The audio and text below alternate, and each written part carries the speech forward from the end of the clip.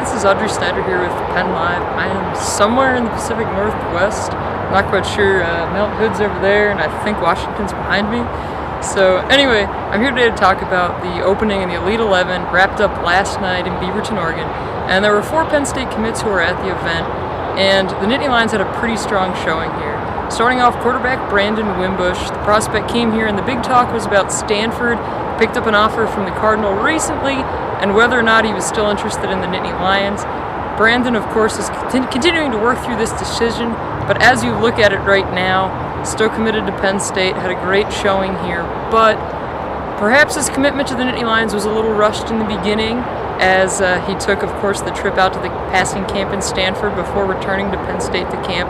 So Brandon is still trying to feel his way through this whole thing, and that'll definitely be worth keeping an eye on, but he had a strong showing here. The big arm that we expected showed up, and of course he's a dual-threat quarterback, so among the Elite 11, he was able to hold his own. Moving right on down, Penn State wide receiver JaJuan Johnson. You look at JaJuan, and he has the kind of size that you want for a college receiver.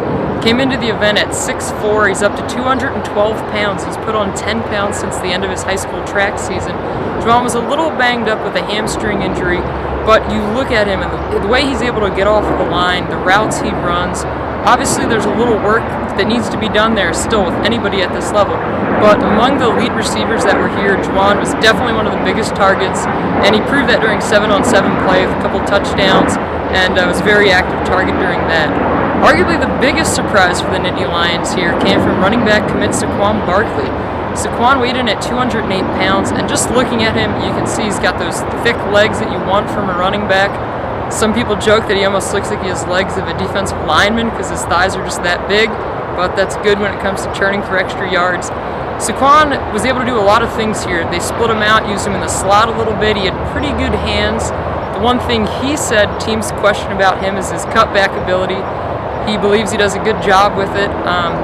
At an event like this where you have guys like Damian Harris, who's one of the best backs in this class and just complete monster, very loaded class, but you look at Saquon, his spark testing numbers, he did a very nice job.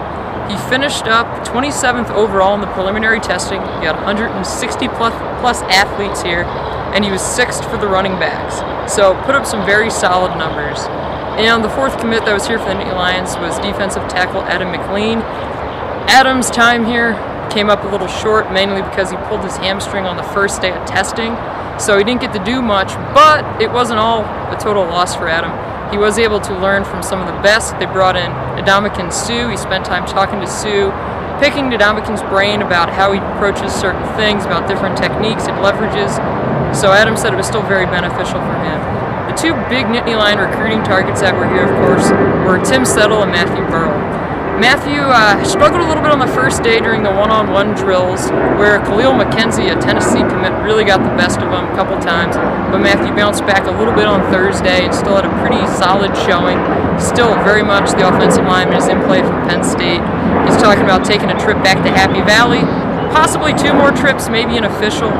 And Tim Settle, the big defensive tackle who was on campus last month, showed up here at the opening, and looking at Tim, looks like you're looking at a mini Warren Sapp. He's got the build that you want in a defensive tackle, and it's going to be a huge addition for whoever picks him up. Penn State recruits said they like the position they're in with Tim. Still, it's going to be to be determined. Tim is going to take a few more visits elsewhere, and then we're going to see where things go. He's not going to make a decision until the conclusion of his high school season, and it sounds like Matthew Burrell's in the same boat. So Penn State's going to have to continue keeping him play with them, demonstrating their interest, seeing when they can get these guys back on campus. But, like the recruits said, they like their positioning, so we'll see how that goes. So overall, Penn State commits did a pretty solid job out here in Beaverton.